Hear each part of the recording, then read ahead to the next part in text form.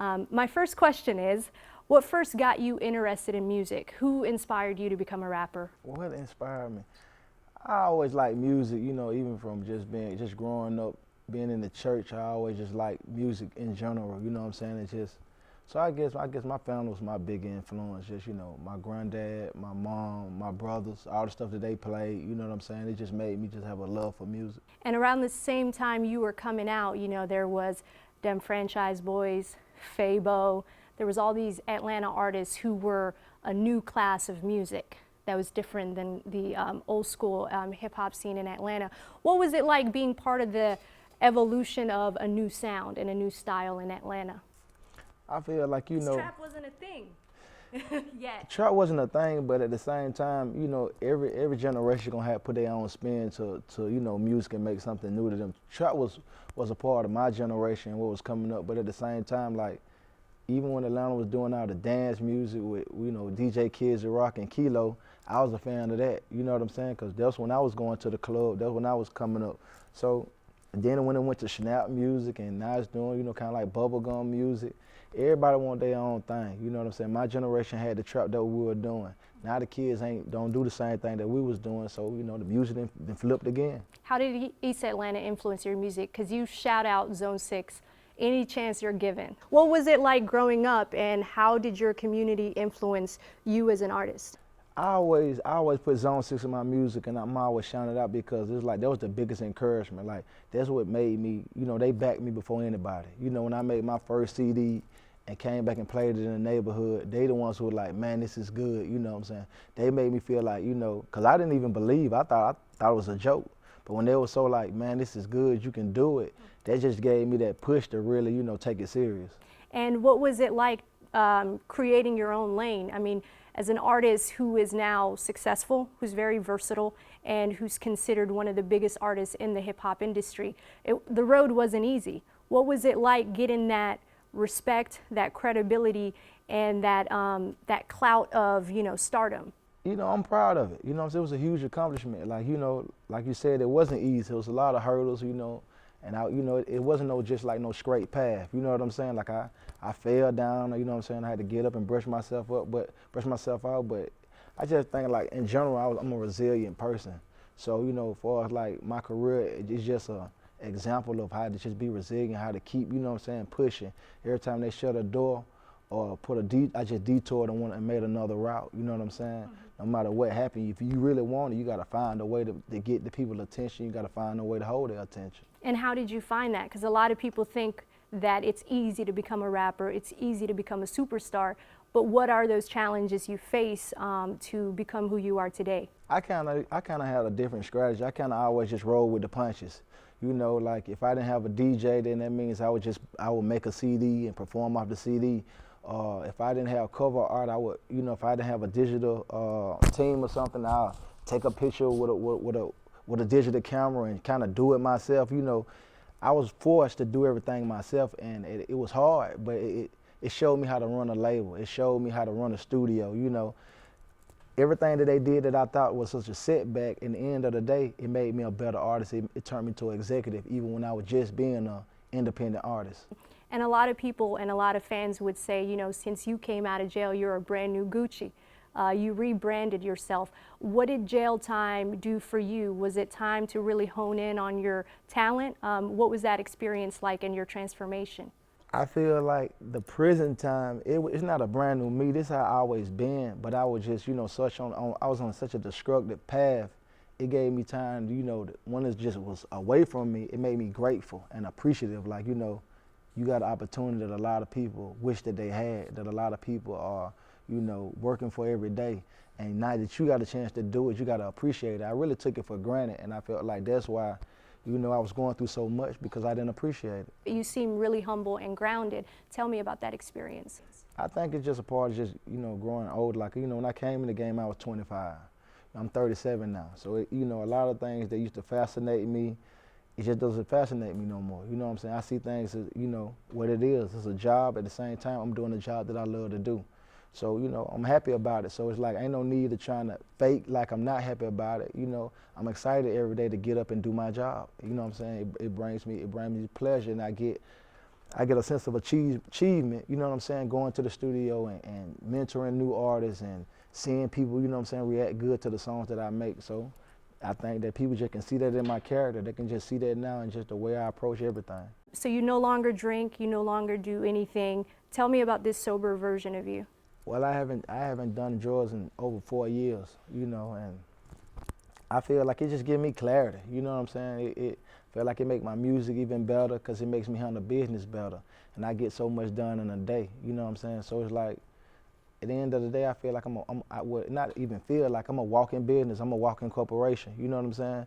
And so many people eat off of me and eat when you know what I'm saying? So it's like, I take on such a huge responsibility. I don't have time to be off track right now. What would you say your brand is? What is your legacy? If you could kind of sum it up with your overall experience in the hip hop game.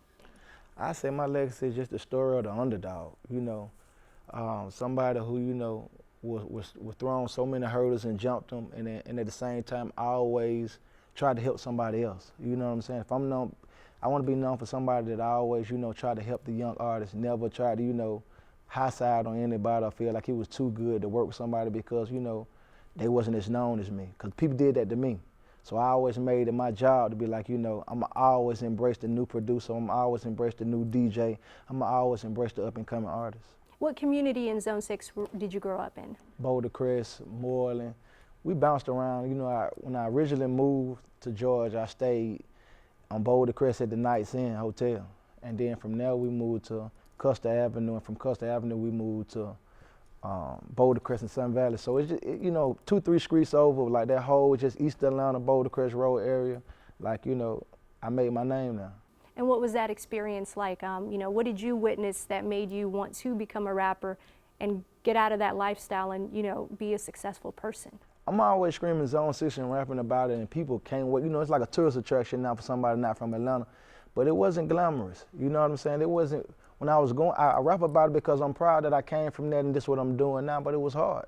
It was hard, you know what I'm saying? Seeing, you know, growing up poor, eviction notices on the door, you know, can't eat till you get a free lunch at school, all that stuff, you know, every day feeling like you don't know if the light's gonna be on, you know, it's just such, you feel so proud if you make it out of there and you just a multi-millionaire and you can help somebody else and tell somebody. It's like a testimony.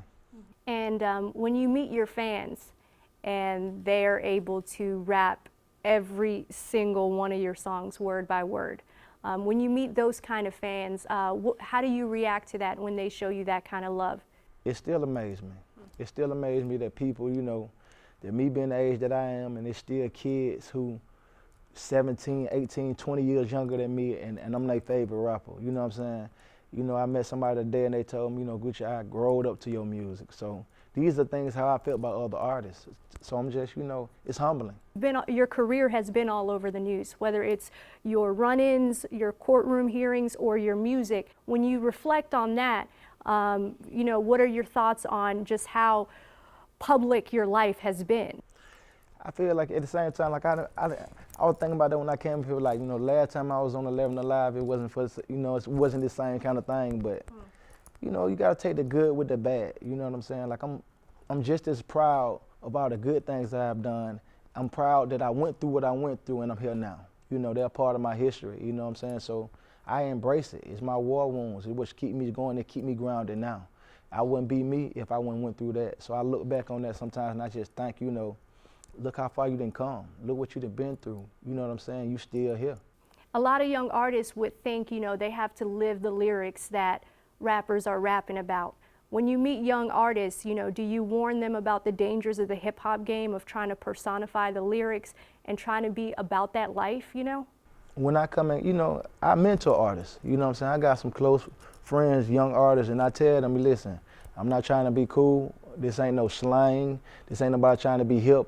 I'm telling you this like an older brother. This is what I went through. I bumped my heads. It was hard. It was a challenge.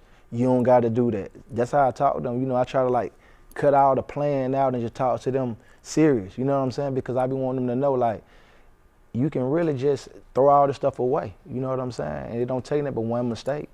So I always tell them that any chance I can get. I was actually interviewing Bankroll Fresh's family, and they're still doing the music thing despite all that they've went through. Did that incident of what happened last year really touch you? You know, how did you react to that? It was painful because I knew Bankroll Fresh, you know what I'm saying? I watched him since when he was like 17 years old. I was already helping him and working with him, you know what I'm saying? So I was proud of him, but I never got a chance to see him at the level he was at because I was locked up. So right before I came home, when he got killed, I was still in prison. So when I got the news, you know, it broke my heart. From the time you started in this business to right now, how does what becomes a hit record change? You know, what's the litmus test to making a hit record? Has it changed over the time period of you being an artist? I felt like, you know. Because you were burning what, CDs back then? Yes, definitely. And now it's just MP3 emailing to program directors? It's different the way that people get their music heard and the way that it's consumed, as far as like with the screaming and I guess like burning cassettes. But at the end of the day, it got to sound good. It always goes back to it. Like when I came in the game, it was a lot of people that could, like was so articulate, the way they rap and just prolific and just with words and just with vocabulary. But me, that wasn't, you know what I'm saying, that wasn't my, like, one of my big, strong parts of what I do. So I just tried to make something that was jamming, that people could hear and they just like it. And I feel like that's what a lot of artists do now. Not saying that they got it from me, but they just making something that sound good. You know what I'm saying? They might don't make the most lyrical rap, I guess, like, you know what I'm saying, what we was used to, but it sound good. Because if it didn't sound good, people wouldn't like it because it's a million people rapping. So for somebody, you know what I'm saying, to have a fan base and people want to hear it and scream their music millions and millions of times, evidently somebody's taking a liking to it. How often do you record? I record in like periodically, like I might record 4 or 5 times out this week, and then I don't record none next week. So maybe like, I say 2 weeks out every month. A lot of people would blame hip hop for bad things that happen in society. When you see a genre you love and you've contributed so much to be a blame for a lot of people, how do you respond to that?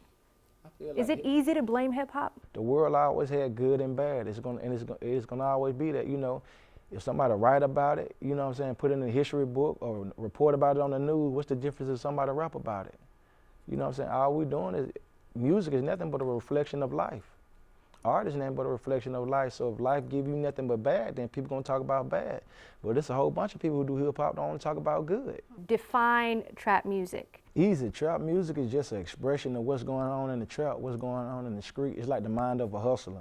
It's like, you know, it's the urban community. It's like, it ain't even no glitz and glamour. It's just real. You know what I'm saying? It's like a real, like somebody painting a portrait of what they see and what they growed up in, having hopes and dreams of making it out of them. Kind of describe the Atlanta hip hop scene right now. I feel like Atlanta hip hop scene is like, it's like the Mecca, you know what I'm saying? It's like what everybody watch and what everybody follow and what everybody imitate.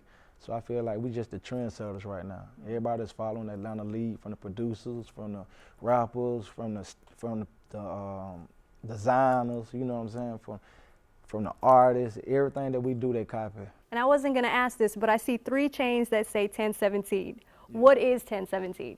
1017 is my granddaddy's address in Alabama, where I was born at.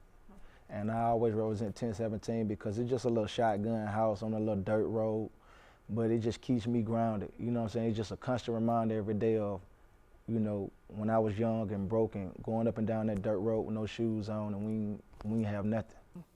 And how many hit songs do you have on the radio right now? How many songs are on the Billboard right now? Because you just keep generating hits. It's like... I'm on fire right now. You on fire. How many hit songs do you have right now? Can you even count them all? I got 2 in the top 10. Both is number 7, and the song I got with Chris Brown is like number 3.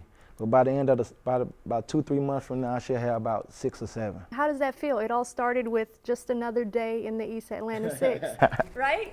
Yeah, it started. Set my dunks on Julius Irving. Set my dunks on Julius. That's where it all started. Oh, that's where it started. I feel like you do what you do it for. You know what I'm saying? I could have, like a lot of my peers, even as some of the people that you name, a lot of them fell off. For whatever reason, you know what I'm saying? People just moved on to the next hot artist. For you to be still relevant 12 years after you started, and it's bigger than what you were doing 12 years, you know, it's like, at the same time, it feels good, but at the same time, it's a lot of work I put in to get here. So, you know, ain't nothing like doing something and being rewarded for it and people appreciating it. You know what I'm saying? It just makes you keep going.